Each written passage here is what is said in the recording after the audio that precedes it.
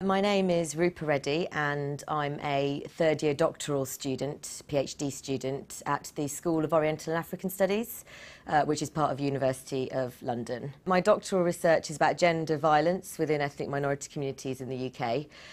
So looking at honour-based violence and the legal approach to those types of crimes and the effect of the legal approach on helping victims and survivors.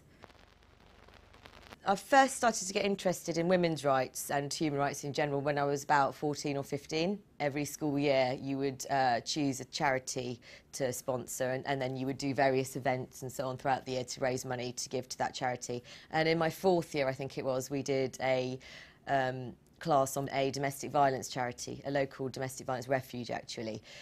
So I immediately realised I was interested in this, so I organised and wrote, the assembly and sort of led the delivery of it to the school and so on. And I just got very interested in it and realised it was something I felt very passionately about, wanted to do something about.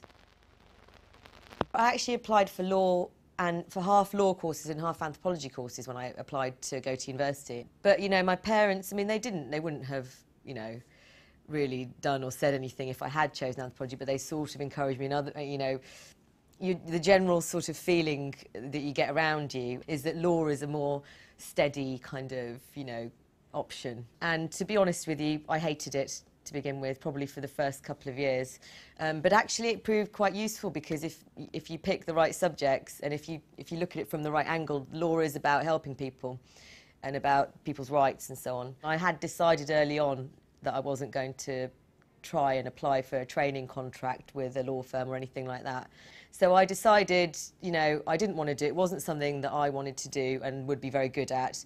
And, at the back of my mind was always this thing of, I knew what I was interested in. I wanted to work in human rights or women's rights. And so then after that, I went and did my master's, which was in human rights law, and I also did various sort of voluntary work with different human rights organisations. So, yeah, I guess you could say that it's sort of been leading towards this, but more towards, I always thought I would work in it in a more practical way.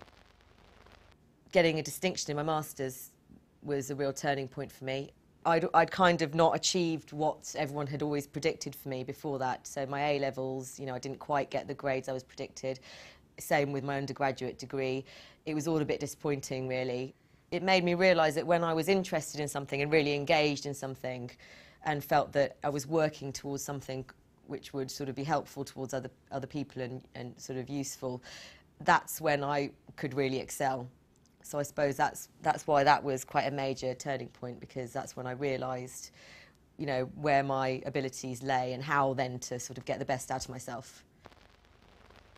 I think I've always been a bit of a feminist, to be honest with you, even when I was too young to sort of articulate it, but just sort of seeing the unfairness of if women are treated differently to men, or if certain groups of people are treated unfairly.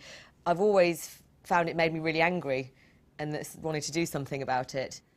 Well, I'd like to stay within research. That could mean either trying to take up a position at a university where I could do some teaching, some of my own research, and then also some activism with non-governmental organisations working on these issues.